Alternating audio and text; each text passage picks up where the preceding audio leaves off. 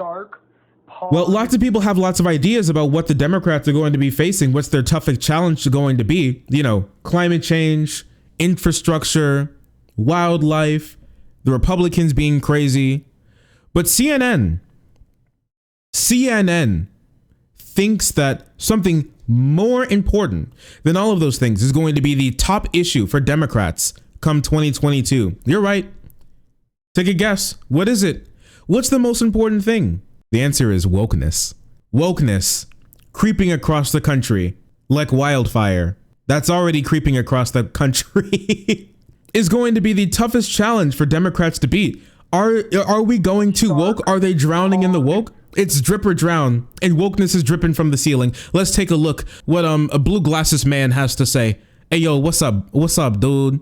With Democrats starting the uphill climb to hold their majority. he's so quirky, bro. Look, he's using memes, bro.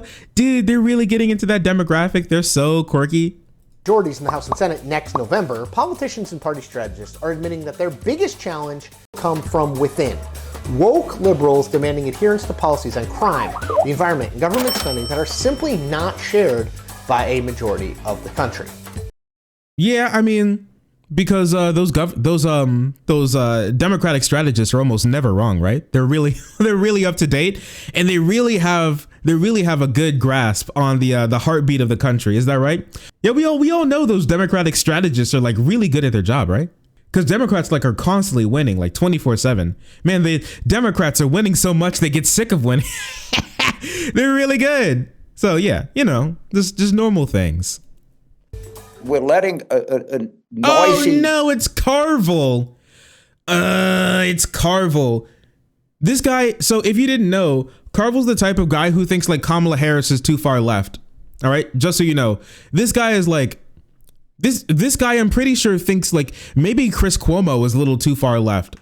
This guy is like, I'm pretty sure this guy is somewhere near right of Joe Biden, if I'm genuinely curious. And so this is the guy, James Carville, Democratic strategist. This guy is going to be the heartbeat of the Democratic Party. My man, he looks like he doesn't have a grip on his own damn heartbeat. Talk about the heartbeat of the fucking country. Come on, man. Let's be honest. Wing of our party define the rest of us. And my point is, we can't do that. I think these people are kind of nice people. I think they're very naive and they're all into language and identity. And that's all right. They're not storming the Capitol, but they're not winning elections. Former South Carolina Democrat. You know what's really wild?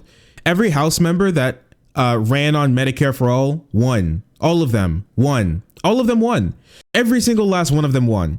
Now, a common retort to that would be, oh, they only won because they're in safe blue districts. They're in districts that are plus 250 trillion blue. You know, it's just hardcore Democratic districts and these like small pockets. That's the only place where they win. That's actually not true.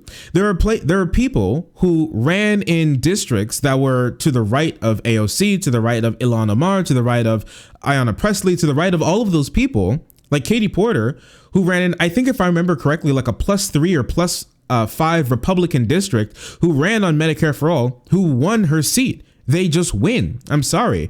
When you talk to people about policies that'll affect their life, you have a much higher likelihood to win. Now, does that mean all of them will win? No, but every single one that did kept their seat, and even Democrats who are in stronger left-wing districts and didn't run on Medicare for All, they lost their seats. I'm sorry. Like you can sit here and like bitch and moan about being into language and identity, but those are important things to people. I don't think people just talk about language and identity because they just feel like it because it's a funny meme. It's just really weird to me. And talking about like I'm into language. I'm into language too. I love language.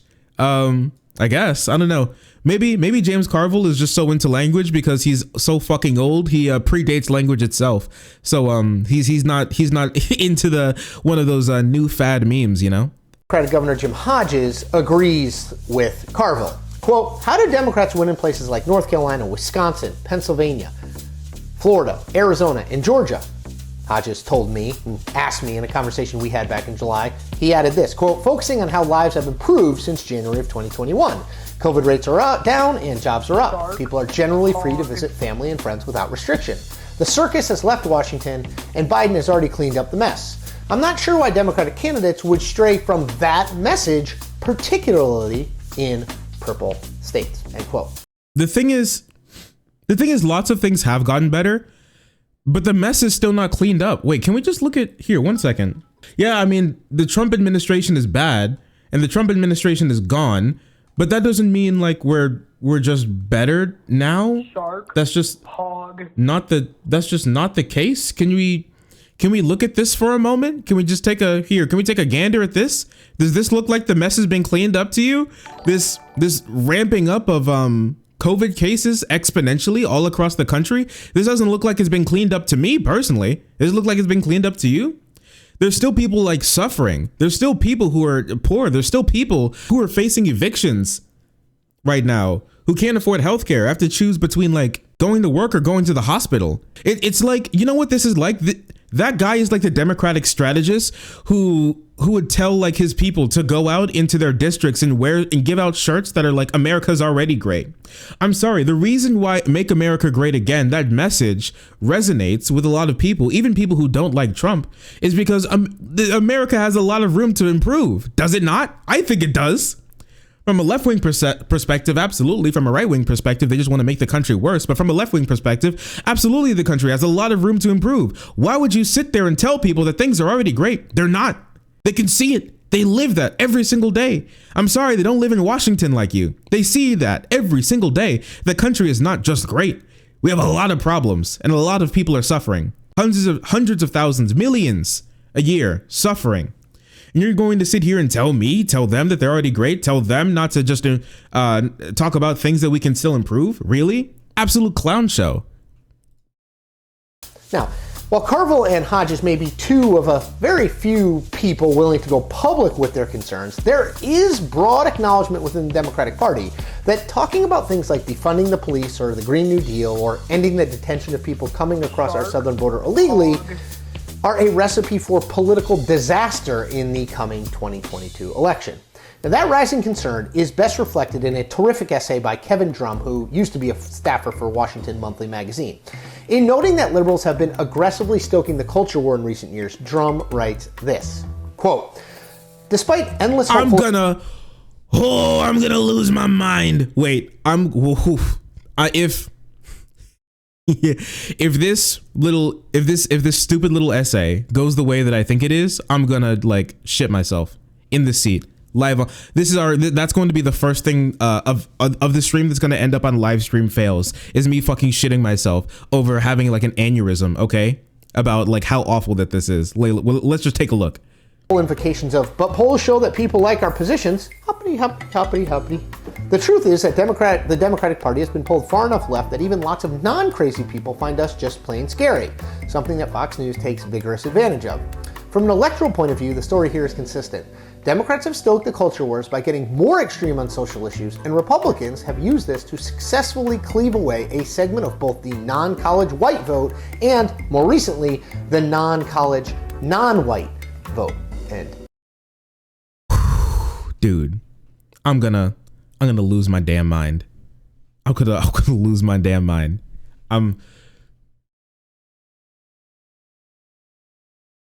Democrats are the ones stoking the culture war. It's incredible. After the literal culture war president just got out of office, the actual white identity culture war president just got out of office. What are you talking about? How was Green New Deal culture war? How was immigration policy that's just stopped kids from suffering culture war? That's culture war to you? What are you calling culture war? Why are you playing into the right's hands like that? Why are you calling actual problems just culture war?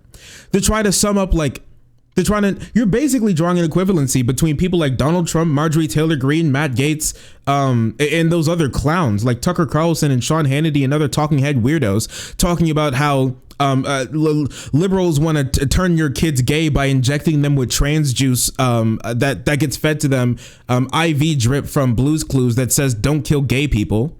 You're equivocating them with like, you're equivocating that with like saying, hey, maybe trans people shouldn't be killed. Maybe abortion should still be a legal right. How is that's not culture war? The Republicans have just ran off the deep end. The only thing that they have is culture war. That's it.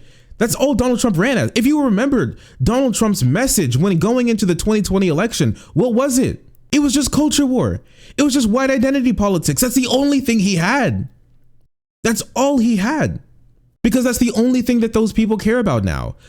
The reason that those people aren't voting for Democrats isn't because we care. Like, this is an incredible point that just plays into the right's hands. Because what he's doing fundamentally by talking about this, by going this direction, is saying we need to let go of minorities. This is extremely white point of view, like a white, straight, cishet point of view. All right. And a naturally born citizen and dude. He's basically saying, let's drop all cultural issues, anything that has to do with cultural issues. Let's only worry about like economic issues and stopping COVID. And just drop every single minority issue in this country, every single marginalized group issue in this country, every women's rights in this country, drop all of them because the right says crazy things about us. How about prove that they're wrong?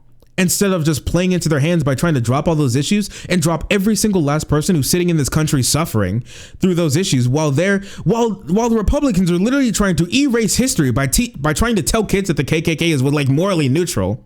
You're going to sit here and tell me to drop those issues? What's wrong with you? You're out of your mind. It's not a cultural issue. I'm sorry, as the right goes on, as they literally have ebbs and flows of outrage culture talking about Mr. Potato Head, Joe Biden sneaking into your cupboard and stealing your meat, TV shows saying don't kill gay people, and black people asking for like basic human rights, and they're going to get outraged over that? The only reason that they're voting the way that they do is because you've successfully played into the right's hands and let them push the Overton window when it comes to cultural issues so far to the point that we have to even sit here and argue whether or not it's okay to remove like civil rights education, to even play into their hands and even entertain the points when they're talking about how like the left's gone too far by taking away Mr. Potato Head's non-existent penis. That's what we're talking about now. They have outrage culture based on like changing the name of maple syrup. Those are the people that you want to play into? I'm sorry, there's still normal people out there, and a massive chunk of them too, who care about normal everyday issues. That's how you talk to people. I'm sorry, as much as you want to believe that this is a really white country, it's still at the very least 45, like around 45% non-white. Those people's votes matter. It's still over 50% women. Those people's votes matter. Just try and pretend that we just need to drop them because the right says mean things about us. What are you talking about? You're out of your mind.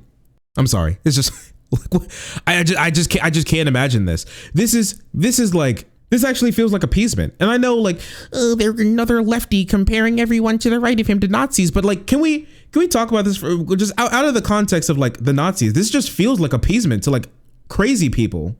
They sit here and drop all of these vastly important issues, play into their hands by even calling it woke and wokeness to care about like minorities. Because that's what they've done. You've allowed them to just call caring about minorities and women virtue signaling and wokeness. That's what you've done. Congratulations. You're so good at politics. Oh, I can only imagine why you guys aren't in power. I can only imagine why the Democrats haven't held the Senate in 8 years. I can only imagine. I can only imagine. If you look at polling, there's plenty of data to back up the concerns that Drum just laid out. Let's go through some of it. In an NPR PBS NewsHour Marist poll conducted shortly after the 2018 midterms, a clear majority of people, 52%, said they were, quote, against the country becoming more politically correct and upset that there are too many things people can't say anymore, end quote. Just 36% said that they were, quote, in favor of the United States becoming more politically correct and like when people are being more sensitive in their comments about others, end quote. A May 2021 Pew poll showed that 57% of Americans believe that, quote, people today are too easily offended by what others say, end quote, while just 40% agreed that, quote, people should be careful what they say to avoid offending others, end quote. Even on specific issues, actually, there's some sentiment that people believe the so-called woke mob has gone a little too far. See, the thing is, like, I'm so late to the stream. No, you're fine.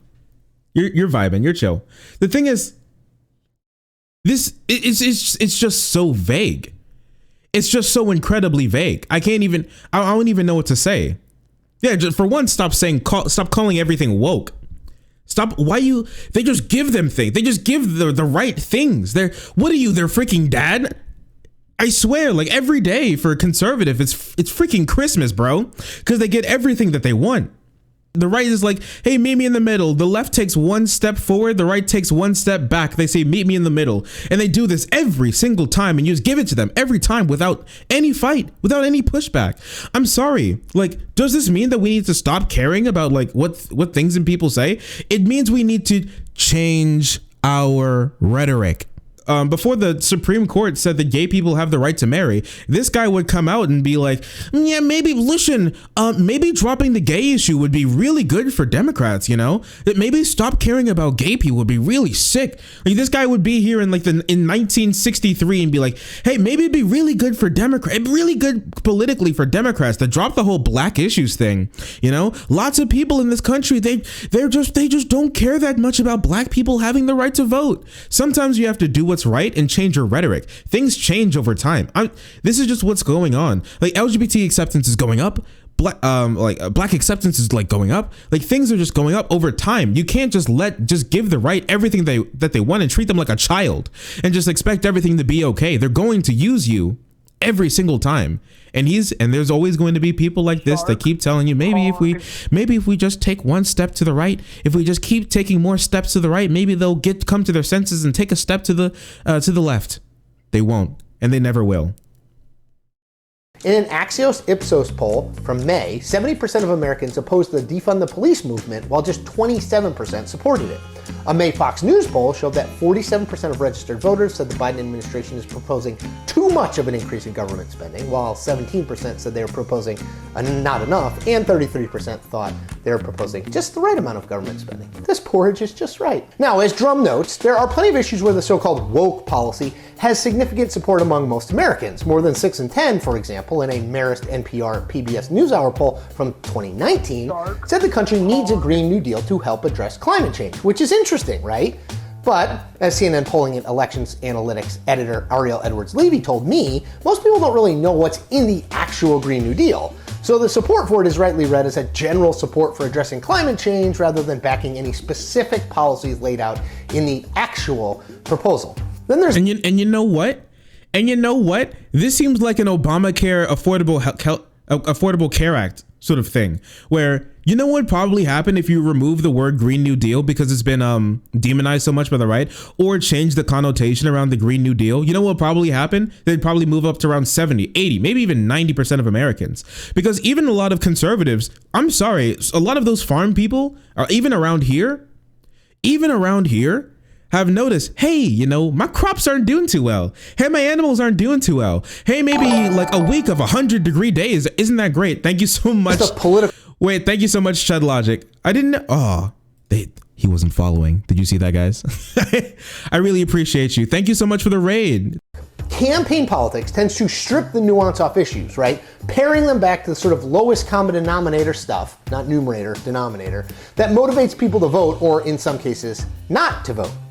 Sidebar, yes, keeping people at home is oftentimes seen as a win for a candidate who knows that if everyone votes, he loses. And yes, politics can often be the worst. It's on that lowest common denominator front where the woke crowd truly endangers Democratic majorities in 2022. No, they're injecting nuance. Anything but this. The thing is, it's great to have like really quick, really snappy sort of politics. It's great. Right? And having better rhetoric that's always amazing. That's always great. It always is. But sometimes like a little bit more nuance can go a really long way for helping people understand. And when it comes to explaining your politics, having a really easy way to do that is also really good. How did Bernie Sanders acquire so much support in 2016 and 2020 when it came to people all across the country in like West Virginia? How'd he do that? He had a little bit more nuance, and he still had a lot of really snappy, he talked about really important things that people love to hear about. I'm sorry, like, no matter what you say, a lot of left-wing politics still absolutely resonates with a lot of working class people. That's what That's what us socialists, that's what us lefties do. We appeal to the working class. That's what our entire political movement is based around, the working class. And this has been shown for like decades, over 100 years, that these are the politics that appeal to the working class. And I'm sorry, still, minorities, women, immigrants, they're part of the working class still. As much as you may want to think that you can kick them out, they're still part of the working class and they still vote. Although the midterms is more than a year away, yeah, that's still right, check. Republicans, led by former President Donald Trump, are already making it very clear that they intend to make that election a referendum not as much on Joe Biden and his policies, but rather on political correctness, wokeness, and so-called cancel culture. We stand up to political correctness and we reject the intolerance of left-wing cancel culture. We will stop left-wing cancel culture.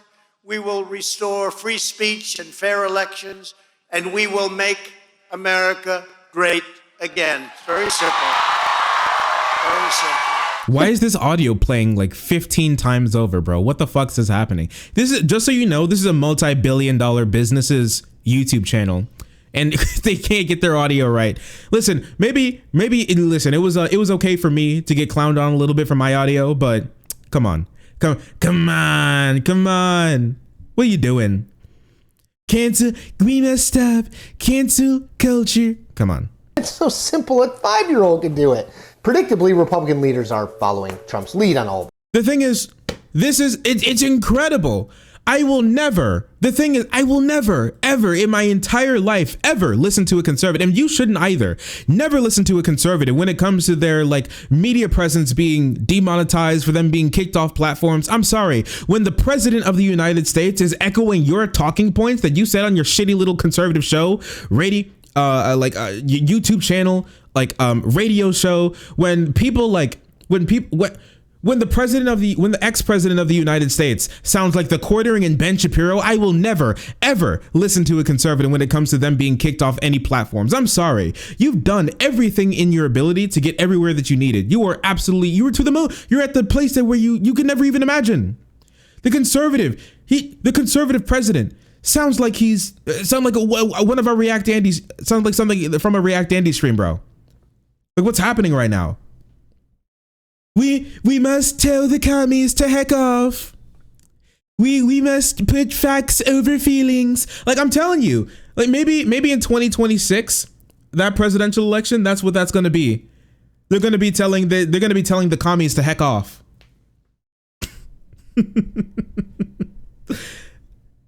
Get out of here. Get the fuck out of here, bro. We don't need you here, bro. Like, oh, come on, dude. It's so ridiculous. I'm sorry. And it's so easy to defeat as well. You could talk to them about it. You could talk to average voters about this. Why are you letting them put into the cultural zeitgeist the idea that that people are going to be so canceled or anything? It's ridiculous. Why are you letting them hitch on to like the patriarchy? Why are you letting them hitch on to white identity politics and allow them to peddle it so hard to the point where you've completely lost the plot? Why are you letting them do that? What are you going to say about it besides, let's just stop? Why are you allowing them to even brand you like that? The Democrats' biggest flaw is allowing the Republicans to control the narrative, and they just continue with it. They just continue on with it. They just walk around with it. Whatever the Republicans say about them, they just put it on their neck and then wear it. And they're like, oh yeah, that's us. Oh no, but we're not like that. Yeah, that's us. But like, we just not like that though. Why? Why are you letting them control the narrative? How about you tell them whatever happened to that energy after the January 6th riot at the Capitol, about having them be held accountable for anything that they do? What happened to that energy? The second you guys forget about it, it's gone, evaporates, poof. They've completely abandoned all policy. They've completely abandoned all forms of governing. The Republican Party is not a party to govern. You know how you can prove that? They had 10 years to come up with an Obamacare replacement and they couldn't do it. They controlled the House, the Senate, and the presidency, and the Supreme Court for 2 years, and they couldn't get shit done because they're awful. They're not planned to govern. All they do is criticize and bitch and moan and then cut taxes for the richest people in this country. And that's all that they do. And you allowed them to control the narrative again and run with this. It's ridiculous. It's just sad. And it sucks that this is the representation that left-wing media has, right? Because no matter how big that we get, we'll never get as big as CNN. Maybe our YouTube presence and our Facebook and Twitter presence may be bigger. Definitely our Twitch presence is bigger. But when it comes to the like cultural zeitgeist, they're always going to be way bigger than us. And this is what we have to look up to. This is what we have to contend with. Not only do I have to, well, I'm always fighting the right, but not only do I have to find the conservatives, I have to fight these people as well. It's ridiculous. Allowing them to even make the culture war an actual thing. Even like calling it the culture war, playing into their hands and calling it everything woke. I'm losing my mind. Following Major League Baseball's decision to move this year's All-Star Game out of Georgia after the state passed a restrictive voting bill, House Minority Leader Kevin McCarthy said this, quote, "This movement in this country about wokeness has got to stop," end quote. Of that same All-Star Game decision, Senate Minority Leader Mitch McConnell was even more blunt, as he tends to be. Quote, "From election law to environmentalism to radical social agendas to the Second Amendment, parts of the private sector keep dabbling in behaving like a woke parallel government.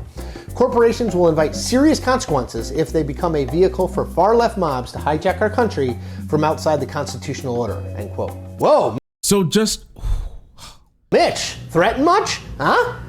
Now, there's no secret. He's so quirky. Dude, and actually there, in those two quotes, they give away the game, and he's just running with it. They give away the game. You know what he did? It's a simple tool.